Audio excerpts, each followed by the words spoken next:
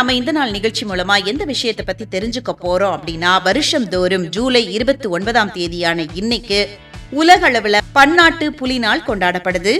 புலிகள் எதிர்கொள்ளக்கூடிய அச்சுறுத்தல்கள் குறித்த விழிப்புணர்வை ஏற்படுத்துறதுக்காகவும் அவற்றோட இயற்கை வாழ்விடங்களை பாதுகாக்கிறதுக்காகவும் இந்த நாள் அர்ப்பணிக்கப்பட்டுள்ளது.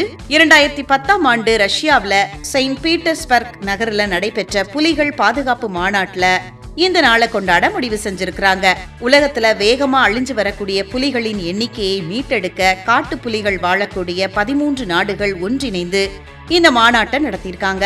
2022ஆம் ஆண்டிற்குள் உலகில் உள்ள காட்டுப்புலிகளின் எண்ணிக்கையை 2 மடங்காக உயர்த்துவது என இந்த மாநாட்டில் இலக்கு நிர்ணயிக்கப்பட்டிருக்கு.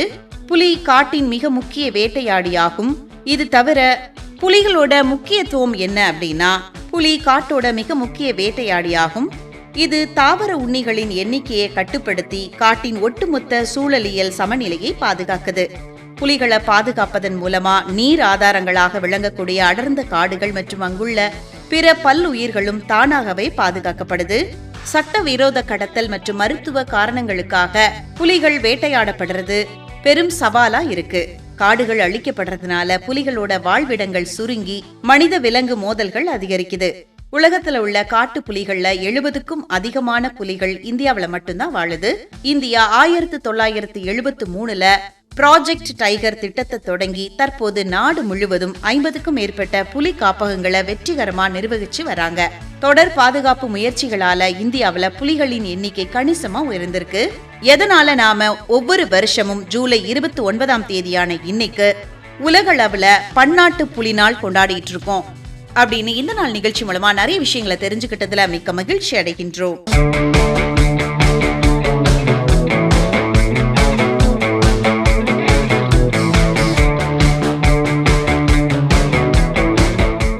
இப்ப நாம இந்த நாள் நிகழ்ச்சி மூலமா இன்னைக்கு யாரு அவங்களோட பிறந்த நாளை சந்தோஷமா கொண்டாடிட்டு இருக்காங்க அப்படிங்கறத பத்தி தெரிஞ்சுக்கலாமா? சமகால தமிழ் இலக்கிய உலகின் மிக முக்கியமான புது கவிஞர், மொழிபெயர்ப்பாளர், விமர்சகர் மற்றும் சிறந்த கல்வியாளரான கவிஞர் சிற்பி பாலசுப்ரமணியம் அவங்க தான் இன்னைக்கு அவங்களோட பிறந்த நாளை சந்தோஷமா கொண்டாடிட்டு இருக்காங்க. 1970கள்ல உலகத்துல பெரும் புரட்சியை ஏற்படுத்திய வானம்பாடி கவிதை இயக்கத்தின் தோற்றுவிப்பாளர்களுள் இவரும் ஒருவராவார். இவரோட இயற்பெயர் போ பாலசுப்ரமணியன் ஆகும். கவிதைக்காக சிற்பி அப்படின்னு புனைப்பெயர் சூட்டிக்கிட்டாங்க. 1936ஆம் ஆண்டு ஜூலை மாதம் 29ஆம் தேதி அன்னைக்கு கோயம்புத்தூர் மாவட்டம் ஆத்து பொள்ளாச்சியில பிறந்திருக்காங்க.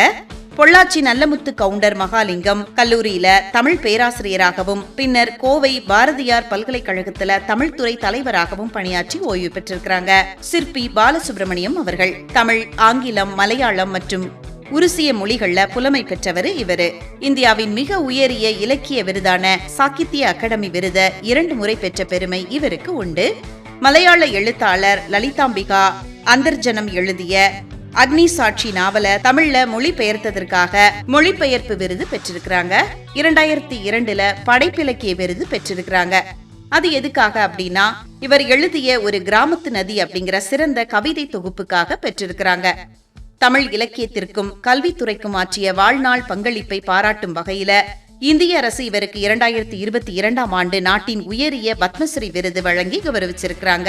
இவரோட முக்கிய படைப்புகள் என்ன அப்படின்னு பார்த்தோம்னா, நிலவுப்பூ, ஒளிப்பறவை, சர்ப்ப யாகம், சூரிய நிழல், புன்னகை பூக்கும் பூனைகள், பூஜ்ஜியங்களின் சங்கலி போன்ற கவிதை நூல்கள் எழுதியிருக்காங்க. அதே மாதிரி வானம்பாடி இயக்கத்தின் இதழையும் அன்னம் வீடு தூது என்ற இலக்கிய இதழையும் வெற்றிகரமா நடத்தியிருக்காங்க. இவரது இளந்தமிழே என்ற கவிதை தமிழ்நாடு மாநில பாடத்திட்டத்தின் 12ஆம் வகுப்பு தமிழ் பாட புத்தகத்துல இடம்பெற்றிருக்கு. மிக சிறந்த படைப்பாளியான கவிஞர் சிற்பி பாலசுப்ரமணியன் இன்னைக்கு அவங்களோட பிறந்த நாளை சந்தோஷமா கொண்டாடிட்டு இருக்காங்க. இந்த நாள் நிகழ்ச்சி மூலமா அவங்களுக்கு ஸ்பெஷலான வாழ்த்துக்களை சொல்லிக்கலாம்.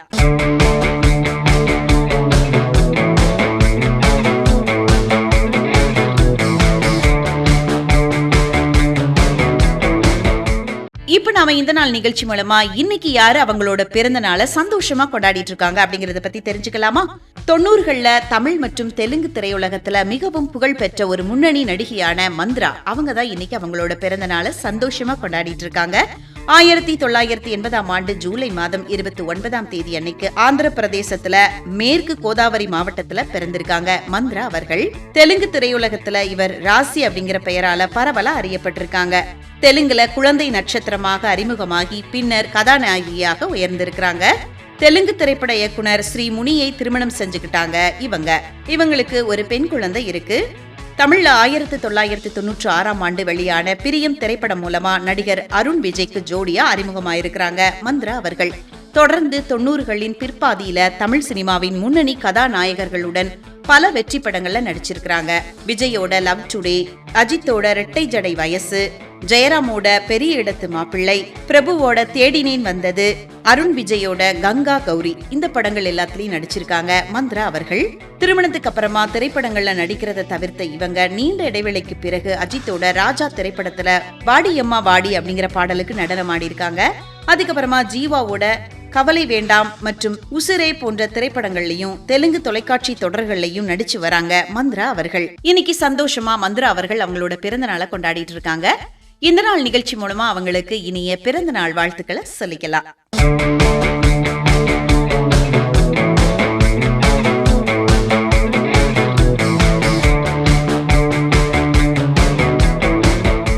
இப்ப நாம இந்த நாள் நிகழ்ச்சி மூலமா யார பத்தி தெரிஞ்சுக்க போறோம் அப்படின்னா, தென்னிந்திய திரைப்பட உலகத்தின் குறிப்பா மலையாளம் மற்றும் தமிழ் சினிமாவின் மிக சிறந்த மற்றும் புகழ்பெற்ற குணச்சித்திர மற்றும் வில்லன் நடிகரான ராசன் பி தேவ் அவங்கள பத்தி தான் தெரிஞ்சுக்க போறோம். சினிமாவில பொதுவா வில்லன்கள் முரட்டுத்தனமா மட்டுமே காட்டப்பட்ட நிலையை மாத்தி தன்னோட தனித்துவமான நகைச்சுவை கலந்த வில்லத்தனத்தால ரசிகர்களை கவர்ந்தாரு அப்படின்னு சொல்லலாம். 1954 மே மாதம் 20 தேதி அன்னைக்கு ஆலப்புழா சேர்த்தலையில பிறந்திருக்காங்க ராசன் பி தேவ் அவர்கள். 2009 ஜூலை மாதம் 29 தேதி அன்னைக்கு காலமாயிருக்கிறாங்க.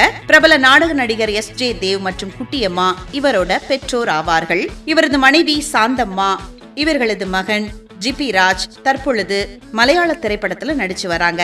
தன்னோட தந்தையை போலவே நாடகத்துறையில ஆர்வம் கொண்ட இவங்க கேரளாவோட பல முன்னணி நாடக குழுக்கள்ல நடிச்சிருக்கிறாங்க.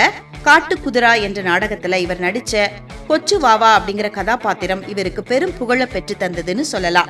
ஜூப்ளி தியேட்டர்ஸ் என்ற சொந்த நாடக குழுவையும் நடத்திட்டு வந்திருக்காங்க ராசன் பி தேவ் அவர்கள். 1980கள்ல மலையாள திரையுலகத்துல அறிமுகமான இவங்க மலையாளம், தமிழ், தெலுங்கு, கன்னடம் ஆகிய மொழிகள்ல 500க்கும் மேற்பட்ட திரைப்படங்கள்ல நடிச்சிருக்கிறாங்க. தமிழ்ல 1992 வெளியான விஜயகாந்தோட சூரியன் திரைப்படம் மூலமா அறிமுகமாயிருக்கிறாங்க. தொடர்ந்து பல முன்னணி தமிழ் நட்சத்திரங்களோட படங்கள்ல மிரட்டலான வில்லனாகவும் பாசமான தந்தையாகவும் நகைச்சுவை வேடங்கள்லயும் முத்திர பதிச்சிருக்கிறாங்க ராசன் பி தேவ் அவர்கள். இவங்க நடிச்ச முக்கியமான தமிழ் திரைப்படங்கள் அப்படின்னு பார்த்தோம்னா ஜென்டில்மேன், லவ் டுடே, பெரிய இடத்து மாப்பிள்ளை, வாய்மையே வெல்லும், பூமகள் ஊர்வலம், ரெட், ஆதி, மலையன் இந்த படங்கள் எல்லாத்துலயும் ரொம்ப சூப்பரா நடிச்சிருப்பாங்க ராசன் பி தேவ் அவர்கள். தெலுங்குல மகேஷ் பாபுவோட சூப்பர் ஹிட் படமான ஒக்கடு அப்படிங்கிற படத்துல நடிச்சிருப்பாங்க. அந்த படம் தான் தமிழ்ல கில்லி அப்படிங்கிற பேர்ல வெளியாச்சு. தென்னிந்திய திரைப்பட உலகத்தின் குறிப்பா மலையாளம் மற்றும் தமிழ் சினிமாவின் மிக சிறந்த மற்றும் புகழ்பெற்ற குணச்சித்திர மற்றும் வில்லன் நடிகரான ராசன் பி தேவ் அவர்களை பத்தின நிறைய விஷயங்களை இந்த நாள் நிகழ்ச்சி மூலமா தெரிஞ்சுக்கிட்டதுல மிக்க மகிழ்ச்சி அடைகின்றோம்.